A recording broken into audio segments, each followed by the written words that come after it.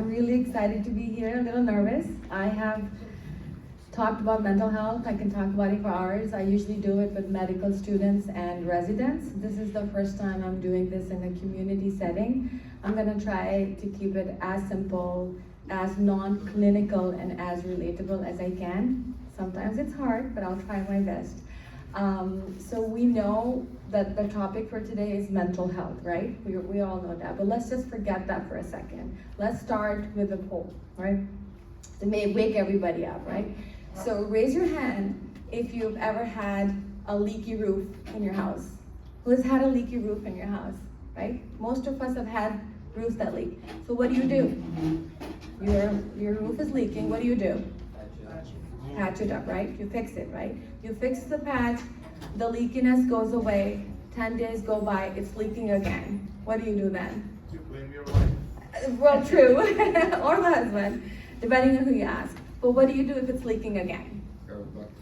You grab a bucket, right? You try to fix it with whatever resources you have at hand, right?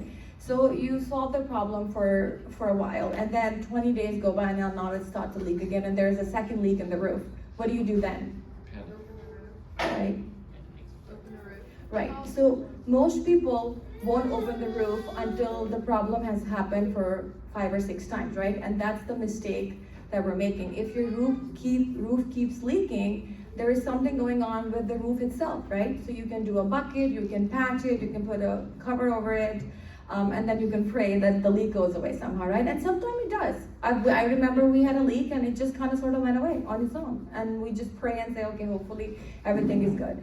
But if it keeps leaking, then you know that there's something going on. And if you do not get the roof checked, or you do not get the professional help to figure out, like, oh my God, there's mold there, then you may not have a leak for 6 months and suddenly the half of the roof has collapsed, right? And you're like, oh my God, it was just a leak. How did this leak result into the roof collapsing? And it has happened with people, right?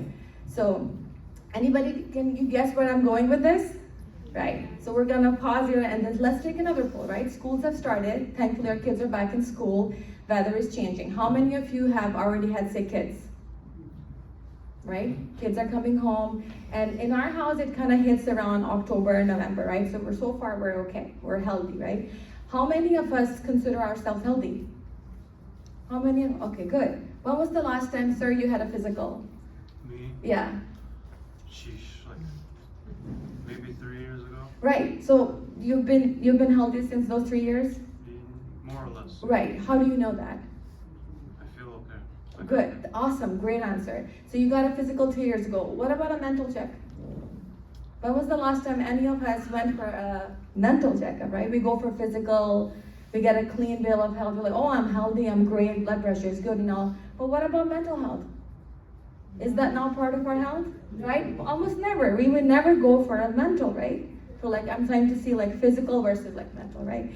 So, but the thing is that you are not truly healthy unless you're healthy from a physical perspective and a mental perspective, right? So that's why I'm here. That's why I want to talk about this. Is like mental health, and it affects all of us, right? Can we say it affects certain people or certain genders or certain socioeconomic? Who gets affected by mental health? Right? Everybody. It shows no discrimination, right? So, all right, so back to the sick kids, right? So when your kid is sick or a loved one is sick, what do? How do we take care of it? So you rest, right? You try to rest. What else? What else would we do? The cough just doesn't go away. Pediatrician. What's that? Pediatrician, right? Or the school would say you have to keep your kid home and they have to be fever-free for 24 hours until they are back, until they can come back, right? You may try to do soup, some grandma's recipe and stuff like that. You will rest, right? But you also will go to the doctor, right? You're not just gonna say, oh, well, it's all in your head. Get over your cough. You will go to the doctor and you'll listen to the doctor. If the doctor recommends medication or an x-ray, you'll get that done, right? Who amongst us would say, no, I don't need an x-ray, I don't need meds? We wouldn't say that, right? We will listen to what the doctor is saying, but we'll also do things that, my mom said we should do honey or onions on the feet and put a sock on, or anything that our grandmas or grandparents have done. So we will do everything that we can to get our child to get healthy, and then we won't go to school. We will rest, right? So we will rest because we're physically looking sick and they are not letting you go to work or go to school. And then most people will get better, right? Right? Should get better. But there are some of us who would end up getting a pneumonia. Right? What does that mean? They did not listen to the doctor? Because they didn't do their namaz? Why are people getting pneumonias? Because they're bad people? They have weak iman? Right? Why do people get pneumonia? Right. Well, one is that you didn't follow the doctor's instructions, so now you have pneumonia. But even if people, they are following everything, sometimes you still end up getting pneumonia. And then the doctor will say, well, I don't know why. Probably your age, right? Probably, are you under stress? Your immune system is weak, right? So when we have a reason for a pneumonia, and sometimes there is no reason. Well, do we say, well, it's all in your lungs, get over it?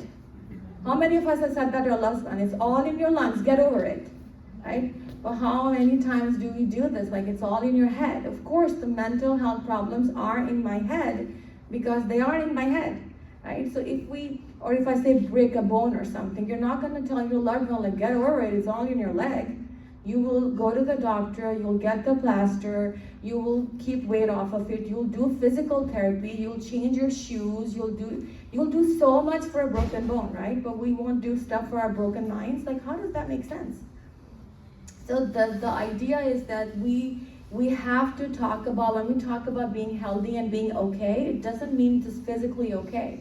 You know, like I may look okay sitting here, I had a bad day at work, right? I had to cover for some other doctors, I was stressed out, didn't have time to eat lunch, frustrated, right? How many of us had a bad day at work today or at home? Everybody had a great Friday? This is pretty cool. I like it. Or maybe, what about last week? Who had a rough day at work? Nobody's having rough days at work? This is pretty cool, right? What do you do when you have a rough day at home as a mom, right? Rough day. Kids are constantly saying somebody is always needing you for something, right? At work, it's my patients. At home, it's my somebody always needs something. It's stressful. So I'll share what I do. Like if I am feeling, I am very selfish about taking care of myself. I know that if I don't do it, I'll be a crappy mom, a crappy wife, and a crappy doctor. So I'll tell my kids, I'll tell my husband, not today. I'm not in the mood. I need a break. I know my little one, she loves talking. She loves telling me minute by minute details of her day. And I'll say, Aqsa, mommy is not listening right now. Can I have 10 minutes? I need to drink this cup of tea and I don't want to talk to anyone. What am I doing? Am I being a bad mom in that moment? Am I being selfish? No, I want to make sure that she feels that I hear her when she's talking to me, but I also need to take care of myself first, right? And there's so much guilt attached to asking for a break, asking for help. I made this conscious decision with my daughter whenever she was having a rough week because homework is piling up or she's not sleeping. I allowed her to have a mental health day from school. Why not? I will allow her to be home from school if she's coughing. Why can't we allow our kids to have a mental health day if they're struggling, right? So that's kind of the part where I want to just make sure everybody understands from it. It's okay to be not okay. Like we've all heard this cliche, but it really is what mental health is all about. Now, so who can tell me what mental health is? Like, how do you define mental health? What's the definition? Anyone? Feeling good. Feeling good. But what does feeling good means? Being happy. But what does feeling happy means? It may feeling happy may mean different for you versus different for you, sir, versus different for her. How do we know when happy is happy? How do you know that? When you're content. When you're content, right? But what makes you content may not make me content, right? Right? Because I may have different goals for myself or I may have different expectations for myself, right? So mental health could be defined as a state of well-being when you're able to do what you're supposed to do. So if you're a man and if you're doing your job as whatever work you do as a husband, as a brother, as a son, as a dad, and then if you're in the masjid as an imam, because that's another role, right? So the state of well-being is different for everyone. What I define my well-being is very different from what somebody else may, because I'm a working mom. There are moms who don't work and have a lot of fulfillment in that. That was not for me. I wanted to work and have a career, so that's my state of well-being, right? So everybody's well-being is different. So you can't say, well, you live in a nice house and you wear nice clothes and you have a nice car. Why are you sad? You have no reason to be depressed. Like that's because, again, Everybody's definition of well-being is different, right? So I'm just gonna use some of my slides, but I'm trying to not to make it a lecture, right? But so mental health, this is the WHO definition of mental health, like a person in a state of well-being that they can realize their own abilities as a son, as an athlete, as a community member, as a teacher, as an imam. And you can cope with normal stressors of life, right? Like a stressor, like a hard day at work. Something happened in the family, you had a fight with your loved one, a financial issue, right? If you're able to deal with that, that is not a mental health problem, that is just you being alive and being a person. You can work with productivity wherever you are, in whichever field of life you are. And then you can contribute to your community, right? Coming here was very important for me. That is my state of well-being. I was not able to do that in summer. This was brought up to my attention a couple months ago. I tried doing this in summer, I couldn't, right? Because I was drowning in work. It was summer, stuff happening at house. So I reached out to brothers. I said, I can't do this. Was it selfish of me to say no to him at that time? No, because if I had done that back then, you wouldn't have my full attention. I would have done a crappy job. So I took that time to regroup myself and made sure that I prepared for what I'm gonna speak, right? So if I hadn't done that, I would have put extra pressure on myself. And that would not have been good for anybody's time over here, right? So this is most people would say this is a state of well-being for them if they're able to do that. So then what is a mental health disorder then? A mental health disorder is another state of mind which doesn't allow you to do all of these things. It will disrupt your thinking, your emotional state, and your ability to work as a mom, as a son, as an employee, as a member of the community or school, right? So that's the difference between. So mental health disease or disorders are different from normal stressors of life, but they're very interconnected too. Ultimately, for example, let's go back to the example of the roof, right? The roof is made to protect the house. The roof is doing that, but unless one day it starts to leak, right? And then it goes away and you have a rainstorm and then a whole roof falls. Why? Because it couldn't handle the stress of that storm, right? So this is the same with humans too.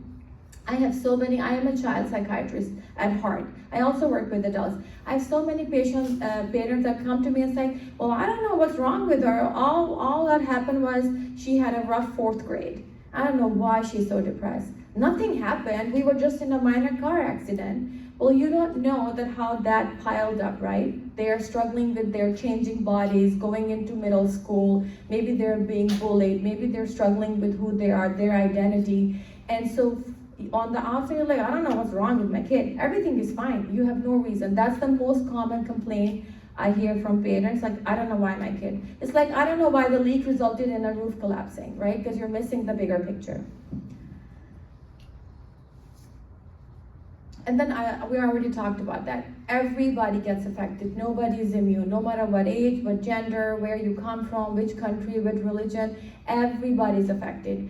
Muslims, non-Muslims, every religion. I have had patients from all walks of life, all backgrounds of life.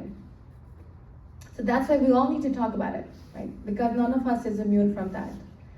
So how common it is? It's pretty common. Actually, 1 in 5 adults in a given year would be diagnosed with a mental health problem in the US, and then 6% of those are identified as serious mental illness called SMI that will disrupt their life, that will land them into the hospital or cause them to then go start using substances or other unhealthy way of coping. 1 in 6 youth is struggling from any given mental illness in every year. So that's a lot of Americans, that's a lot of people among us who are struggling with mental health problems. 45% of Americans, if you want to look at that. And who knows, what's the most common mental illness that we have in our community? Depression and? Anxiety. Anxiety is actually more common in the youth. Depression in adults and older adults. Older adults also have a lot of anxiety too. And I know that age group, it never gets talked about, right? But our older adults also, isolation, they're lonely, or they're done raising their children, they're done doing what they needed to do, and then they're like, I don't know what to do with myself. And that could in itself bring a lot of despair, like, what am I supposed to do now, or what is my legacy? 59 million US adults lived with mental illness in 2022. I should update this, but that just tells you how many people are affected. Do we talk about it as much as the people that are affected? No, right? When there's a sport in school, what does the school email me? If your son wants to do basketball, we need a physical. Nobody asks us to do a mental checklist, right? It's all about physical for everywhere. And then this is really alarming, by the age of 14, half of all Americans will be diagnosed with a mental health illness. Half of all Americans, by the age of 14. And so that's why it's so important to talk about it now and early, because even as adults, like even if you get diagnosed for the first time in your adult age, you probably started showing symptoms around teenage years. That's why I like working with children, because I feel very hopeful with the work I do, because there's still time. Anytime I have to cover adults, I feel very depressed myself, because if it's like, I have a 65-year-old patient who doesn't want to get out of bed. And I said, can you get out of bed and go to groups? And he's like, why? No family, no loved ones, never married, he doesn't have housing, he's homeless, he was living in his car. And he's like, my car got, why? What can I tell him? I feel like a hypocrite, I feel like a phony when I say, oh, Mr. John, please get out of bed, go to group therapy. Because I know, like, it's very hard for me to feel hopeful when I'm working with adults. So with kids, I'm like, yes, you have time. You're only a teenager, your life can change, So that's why it's important to notice the youth around us, because they're good at hiding things. We know, right? We all have teenager kids, they hide things. So that's why it's so important. Half of the Americans are diagnosed in their teenage years. So why do you think people don't seek help? So why do you think people don't want to talk about it, or why is it so hard to address that? Come on, it's up on the slide. You can read off of it. What's that? It's the stigma. The number one thing, oh my God, what are people gonna say? Log kya kahenge? Oh my God, people are gonna think I have a weak iman, or people will think they're not gonna get it. On the outside, I look this happy, preppy person wearing all branded clothes and like driving a nice car. So people feel stigmatized. My community is not gonna look at me the same way, right? Or they may not know that they have an illness. They're like, oh my God, this is just the normal stress of life.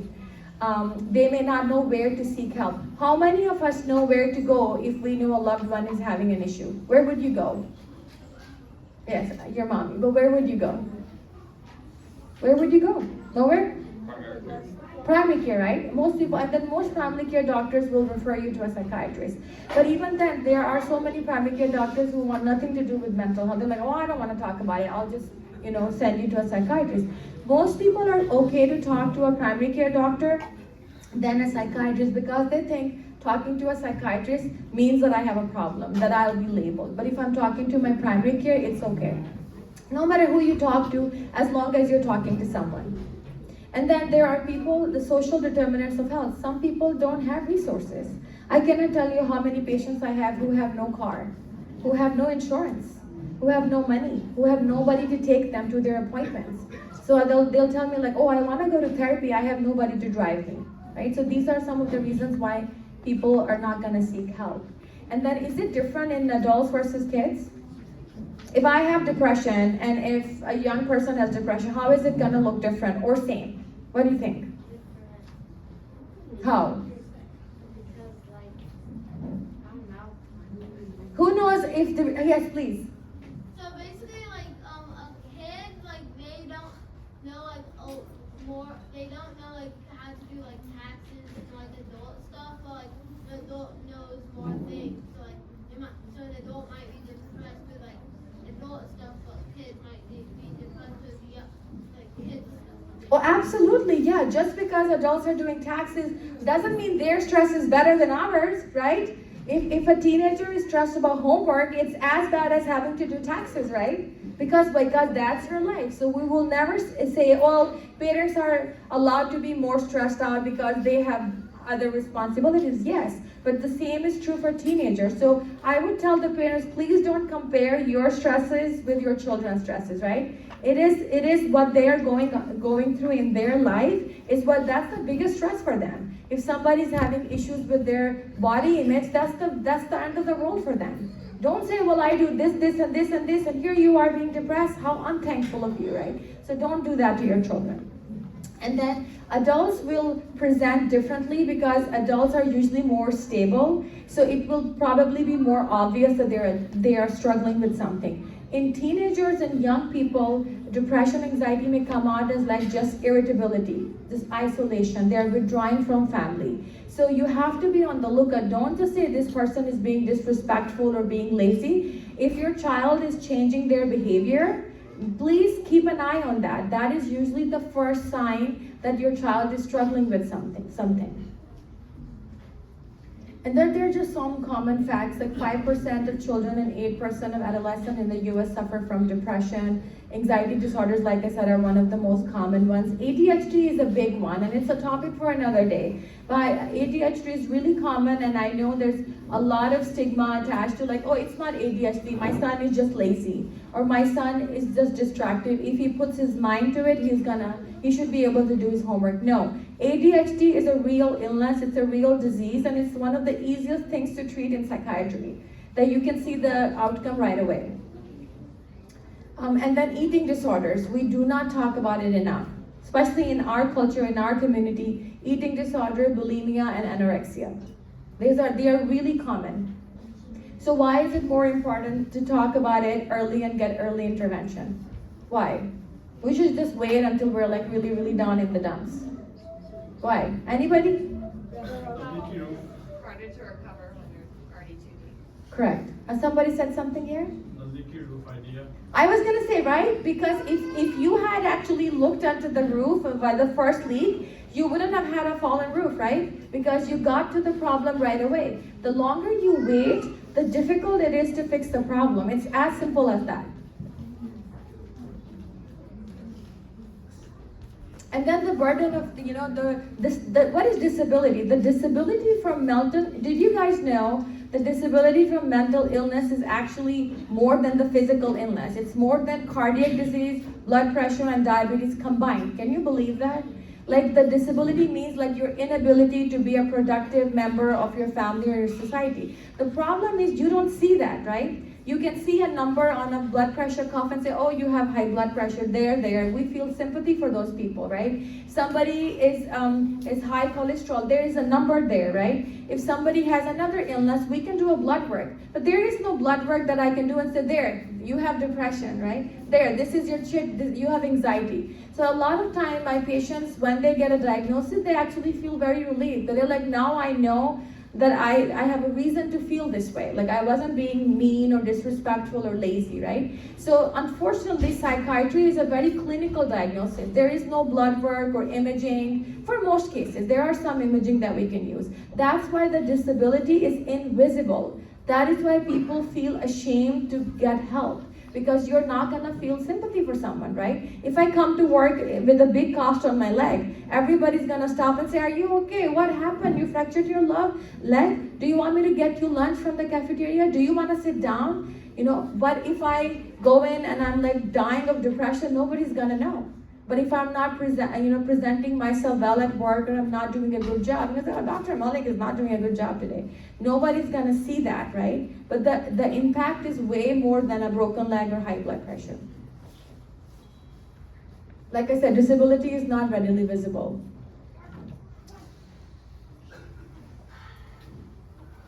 And then I know we don't have a lot of time, so let me know when we're like 5-10 more minutes and left, then we'll right? take questions. Right. So distinguishing normal adolescence from mental health challenges. While I love talking about it and I want everybody to be aware and be mindful, remember, adolescence is the biggest change in your life, right? So some of the behaviors of adolescents are normal. Please don't go on pathologizing everything that your child does, right? Defiance is normal part of development, right? Lying is normal part of development. Cheating, manipulation, being lazy, isolating from family. Somehow suddenly the child who was all about the mom suddenly is all about the friends. They don't want to hang out with mom and dad. It's boring now, right? You want to hang out with your friends. You want to be on social media. You want to do this. You want to go out. You want to be independent. You want to test limits. You want to even experiment with drugs. This is all part of normal development, right? So you have to be very careful as a parent to keep an eye on that. The minute you are not keeping an eye, you may miss the signs, right? So a lot of the normal adolescent stuff kind of overlaps with mental health problems too. So that's why when sometimes parents come to me and like, Dr. Malik, fix my child. He lies a lot. And then I ask them like, what is the context of lying? And then it's something really basic. Or like, he disrespects me. There's no pill for me to give your child to not disrespect you, right? That is also like in some ways part of normal development. So it's important to distinguish between the two. But it's also important to then not miss the red flags too. And then why is youth more at danger, right? Because youth is more vulnerable. Youth are just not very smart. Why? Because their brain is developing. Did you know their brain continues to develop until the age of 25? So if you are 14 or 15, everything is exciting. You want to test limits. You want to ride your bike without a helmet. You want to experiment with drugs. You want to do all things that your parents tell you not to do. Why? Because it's exciting. Because you get that dopamine release. That's why it's so important to have increased supervision at this age. But this is also why they're very prone to those dangers because of also peer pressure. Everybody's doing this. Weed is legal. How bad can it be? Right? My friend did it and he's fine. Oh, his parents let him drink. What's the big deal? You don't let me go out. So I'm sure we've all dealt with these kind of questions from our children. But that is why they're also so much at risk. So now this is a very tricky, very sensitive topic, suicide versus self-harm. If anybody is feeling triggered, it's uncomfortable, please let me know. We can talk about it at some other day, but I figured it's important to bring that in so that we can open the door to talk about it even more. Suicide is a diagnosable mental illness. It is treatable, it is preventable. Yet we lose so many young people, old people to suicide every year. Why do people think that suicide is the answer? Any guesses?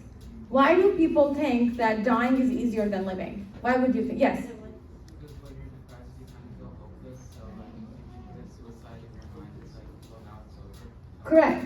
Very good. Very good. Yes, because sometimes the pain is just so much. What pain are we talking about? Is it physical pain or emotional pain? Sometimes it's a combination of both, So the pain is so much. So like imagine for a second being in that state of mind where you think nothing is gonna change. I have no hope. It's better if I die. And unfortunately, a lot of patients that I get are at that stage in their life. Like I would rather die than live because everything else is so painful, right? And then how do we differentiate that from self-harm? Self-harm is not dangerous. I want to put it out there. If your child is self-harming, please don't be alarmed. Self-harming is a good thing. It means that they don't want to die. People who self-harm rarely want to die. Do they end up dying? Yes, because they accidentally will self-harm in a way that will ultimately end their life. But people who are self-harming are actually asking for help. So if you find a loved one or a child who is self-harming, by the way, what's the most common self-harm? Come on, children. What's that? Cutting? What's that? Biting nails? Yes. What else? Pulling hair. What else? A very common one that a lot of people don't know is burning. Burning self. And then hitting yourself. We don't see that because most people won't hit themselves in public, right? So hitting I see it all the time in the hospital. So cutting, burning, and hitting self are one of the most common ways of self-harm. Well, you could argue and say substance use is a way of self-harm, but we don't think of it this way. So when somebody is self-harming, what do? Oh my God, how could you? Bad Muslim, weak iman. What should we do if somebody is self-harming? You find out your child is self-harming, your loved one is self-harming. What should we do? Right? So you're sitting with me and you see some scars on my arm. What are you going to say to me? Right? What happened, right? How are you going to say it? Oh, hi. Toba, toba. Right? Most people will do that because it's like, oh my God, because you don't expect that. And they're like, oh my God, my child, my loved one is suffering. But that's exactly the opposite of what they need in that moment. Before I jump into that, a lot of people think asking somebody about, are you thinking of killing yourself is going to give them an idea. Let me be very clear. If somebody is having thoughts of dying, you are not going to put the idea in their head. please ask your loved ones, your children, your family members, if they are thinking of dying, because that may be what they're waiting to hear from you, right? So don't be scared to ask this question. It could save lives. Right? So a lot of time when people self-harm, I have a whole list, right? Okay. Open up Should for I stop question. here? Yeah, you can cover whatever in few minutes and then we'll open up the Okay, forum okay. for This questions. is the last important Yeah. slide. All right. So a lot of times, so anybody can self-harm, but normal kids are not gonna wake up and say, you know what, I feel like self-harming. There's usually an underlying reason for that. Most common is a loss of a parent, a family member, an illness or an injury, abuse, physical and sexual abuse is so common. Family substance abuse, like parental substance abuse, negative body image, lack of impulse control. Oh, I want to see how it feels. Trauma, neglect, and then lack of family attachments, right? You're like, I don't know why my child is cutting. I'm here all the time, but then you're on your phone. And you're not really there, right? You're not here. Being present physically is not enough. You also have to be present mentally. I just want to make sure that we have this page up there so that everybody knows. Like a lot of parents have asked me, what can I do to help my child? And so I don't know if a lot of people know. Who knows about a mental health first aid?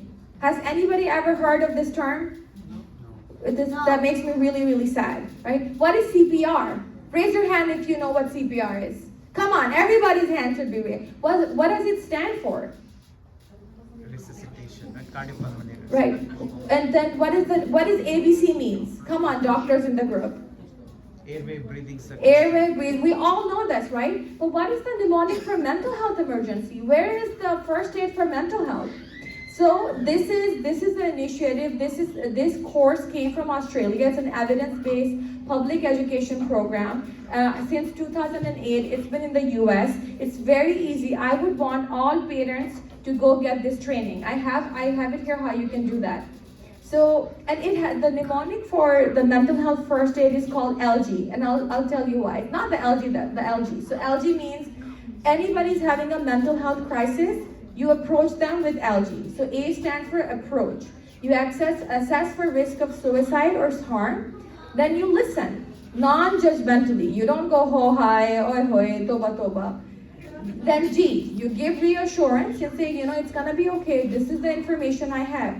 Then you E, encourage appropriate professional help. Then you don't start by saying, go see a doctor, right? You go A, L, G, then you go to E.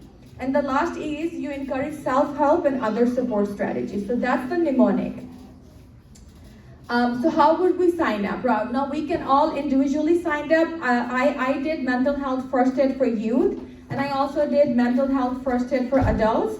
And then I also a trained mental health teacher. So my training has expired, but I can renew it. So I could teach everybody how to do this. But you can actually go to the mental health website. It's really, really simple. You go there, you say, find a course, find an instructor, you find a course. Do you want to do for youth? Do you want to do for adults? And then you choose a format like online, in person, or blended, and then you sign up. It's under $200. I would, you know how we are forced to do CPR by the hospital? I think I want to force everybody over here to do this mental health first aid training. That's the least you can do for your family and for the community. All right, I think this is all for today. We don't have a lot of time. Thank you so much.